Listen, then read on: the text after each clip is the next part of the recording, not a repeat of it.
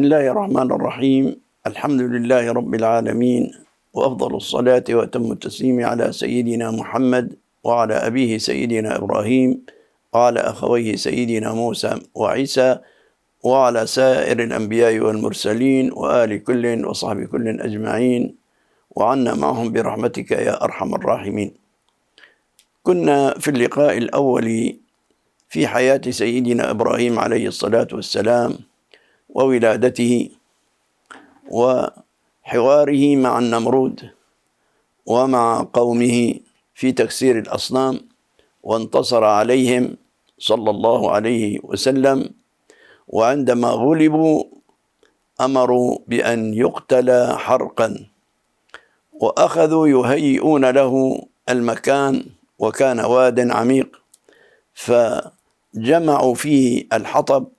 وكانت المرأة تنذر إذا جاءني ولد، يعني في ولادتها، إن جاءني ولد يعني لأجمع 5 من الحزم الحطب في هذا الوادي، يعني معناته أنا راح أجيب 5 حزم للوادي ينحرق فيهم إبراهيم إذا بيجيها ولد. شوف تصور إلى وين وصلت عقولهم.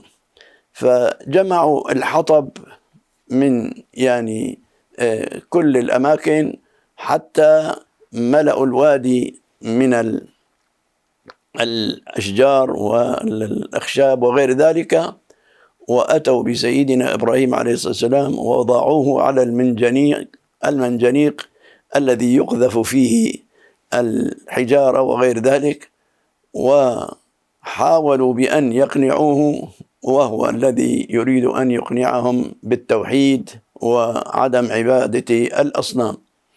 وعندما انتهت المحاكمة وقطعوا الحبل التي هي سبب أنه المنجنيق يقذف من عليه، جاءه جبريل عليه السلام وقال: يا إبراهيم هل لك من حاجة؟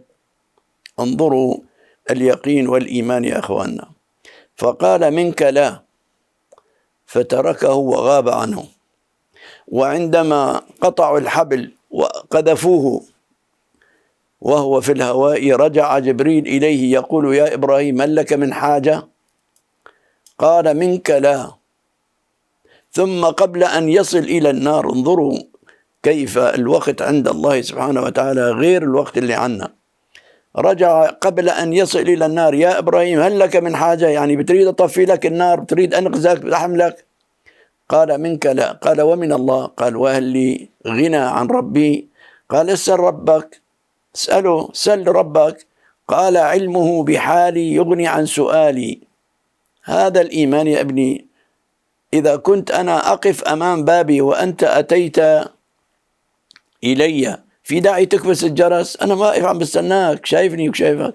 فهذا إيمان اليقين، أن ترى أن الله معك حيثما كنت، يسمعك ويراك من غير ما تطلب منه بيعطيك. فإذا عند ذلك جاء أمر الله إلى النار: يا نار كوني بردا وسلاما. لم يقل بردا، ولكن أضاف سلاما، لأنه البرد يقتل كذلك. فبردا وسلاما على إبراهيم. فبعد 40 يوما يقال نزل أبوه لحتى يلم عظامه من إيش؟ من بين الرماد بعد ما انطفأت النار بعد 40 يوم. قال: فوجد أنه ما في لا نيران ولا شيء، في مزرعة يعني مملوءة من الثمار، مملوءة من العصافير والحساسين، فيها مياه، فيها بحرات، وفيها أسماك، فيها خيرات، ومن الزهور يعني ما تشتهي الأنفس. قال: يا إبراهيم إن إلهك، أول شيء قال له: ما هذا؟ قال له: هذا من إلهي. قال له: إذن إلهك عظيم. قال له: ألم أقل لك يا أبي أسلم؟ قال: تتكلم علي القوم وخصوصا النساء. خايف من حكي الناس. كثير منا الآن يرى الحقيقة ويبتعد عنها بسبب إنه الناس بيحكوا علينا. هذا اللي إيش؟ اللي مضوع الناس. فالقصد إن إلهك يا إبراهيم عظيم. شهد له مين؟ اللي كان يصنع الإصنام، جده آزر، ويقال له كان إيش؟ لأنه الجد يقال له أب، لأنه أبوه يقال كان متوفي. فالقصد هنا لما لم يجد هناك غرس للإيمان سار بأهله سار وحده إلى بلاد الشام أرض كنعان.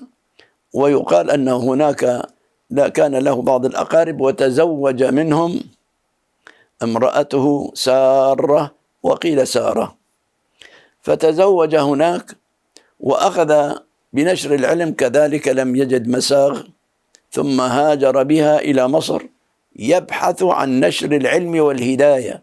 مين منا عم يطلع برات بيته لحتى بس يذكر الناس، إن كان في مسجد أو في نادي أو في منتزه أو في يزور جاره، بس يعلم جاره، يذكر جاره، ادعو إلى سبيل ربك بالحكمة والموعظة الحسنة. وكأننا لا نريد نشر العلم ولا نشر الهداية، مع العلم أنه مجالس العلم عم تصل إلى بيوتنا بالتلفزيون والفيديوهات وغير ذلك، ونحن زاهدين في هذا العلم. هذا يدل على موت القلب. فلما وصل إلى مصر كان فيها رجل جبار، نسأل الله السلامة، يعني إنسان لا يوصف بالفجور. وكلما دخلت امرأة جميلة أخبروه فأخذها، إلا الأخت ما بيأخذها من أخوها. إلا الأخت كان يحترم أنه الأخ ما بدي يجرح شعوره، مدام أخته اتركوا له إياها. أما زوجي، أما أما بنت، أما خالي أو كذا، دغري يجيبوا لي إياها إذا كانت جميلة. فقالوا له مرت واحدة جميلة، فسألوا سيدنا إبراهيم مين بتقول لك؟ فقال لهم أختي. فرجع إليها قال لها سألوني مين اللي معك؟ قلت لهم أختي، وما في هلا على وجه الأرض إلا أنا وياك مؤمنين، وإنما المؤمنون أخوة. فأفهمي شو حكيت أنا مشان إيش. فأخذوها إلى هذا الجبار، فكلما أراد أن يمد يده إليها تبس كالحطبة، وما ترجع إيده إلى الحياة حتى ترجع هي تسميله عليها. مرة مرتين ثلاثة، كل ما هذا إلا خلص ما عاد عيدها، سمي لي أو أدعي لي أو كذا، تدعي له ترجع إيده، ترد يرد يرجع، بده يمد إيده على شعرها على ثيابها. فكذلك طلبت من الله اللهم حل بيني وبينه، فعلا حال بينها وبينه. في الثالثة قال لها خلص بوعدك، وإذا بعيدها لا ترجعي لي إيدي أبدا. فلما دعت له ورجعت إيده قال أنتوا جايبين لي جنية، روحوا خذوها أعطوها هدايا سكتوها لمشان ما تدعي علينا كذا. فقدموا لها العطور والثياب والجارية التي هي خادمة إلها أمنا هاجر رضي الله عنهن أجمعين.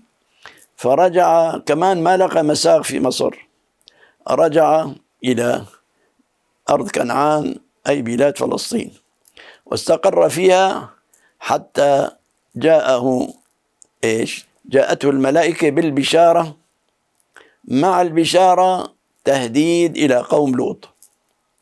جاءوه وذبح لهم وقدم لهم الطعام، فراغ إلى أهله فجاء بعجل سمين. هذه مدرسة، هذول الكلمتين لحالهم مدرسة، كيف سخاء الأنبياء وغناهم. اللي بيقدم عجل سمين هذا شو بيكون، فقير ولا غني؟ كان عند خليل الله مئات الألوف من الأغنام والأبقار والإبل. الغنى يا ابني، إسلامنا غنى، وركن إسلامنا غنى اللي هي الزكاة، ونحن مندور على الفقر. وهذا الشيخ بيقول أنا الفقير وأنا المديون وأنا الميت من الجوع، وشو بدنا نحكي؟ مسخنا ديننا وغيرنا ديننا ونحن ما احنا دريانين، زورنا ديننا ونحن ما احنا دريانين. فالقصد، فكان في هذه النعمة، فجاءته البشارة بغلام وذبح لهم، هو لا يدري أنهم ملائكة. فلما رأى أيديهم لا تصل إليه، ما يقربوا ما في إيديه، يعني ما مدوا إيدهم ولا أكلوا من العجل، قال فأوجس منهم خيفة. شيء الإنسان العربي كان إذا لم يأكل الضيف يخشى من عاقبة أمره، ممكن هذا جاي يسرقنا، ممكن جاي يخوننا، ممكن جاي كذا إذا ما أكل. عندما يأكل من طعامه يصير في ثقة بينهما. فلما شاف الملائكة ما عم تأكل قال إذن معناته بتكون أنتم تسرقونا وتخافوا. قالوا له لا تخف، إن نحن أرسلنا ملائكة إلى قوم لوط. بعد ما بشروه بغلام عليم، فأقبلت امرأته يعني تضرب على وشها وتقول أنا بدي ألد بعد هذا السن بالثمانينات وهو كذلك شيخ عجوز كبير. قالوا أتعجبين من أمر الله، على الله ما في شيء صعب والله على كل شيء قدير. فبشروها وبشروه، وكذلك أخبروهم بتدمير قوم لوط. نحن رايحين على قوم لوط، قال إن فيها لوط، قالوا نحن أعلم بمن فيها، جاي تخبرنا مين فيها. فلما أتوها قال ما وجدنا إلا فيها بيت من المؤمنين وتركنا فيها آية للذين يخافون العذاب الأليم. فيعني بيت من المسلمين هو نفسه البيت من المؤمنين، نفس البيت من المسلمين. فعاقبوهم ذلك العقاب اللي خلعوا الأرض بهم بالسبع قرى وارتفعوا بهم إلى عنان السماء، ثم كفوهم رأس على عقب في بحر الميت الذي هو الآن هو بحر الميت، ماءه مر ولونه أسود وليس فيه أسماك. ليش؟ لأنه عقوبة لهذه المنطقة اللي كانوا يعيشون عليها. نكتفي بهذا القدر، ولنا إن شاء الله لقاءات أخرى حتى نتابع في حياة خليل الله إبراهيم عليه الصلاة والسلام. جزاكم الله عنا خيرا، ومع سلامة الله.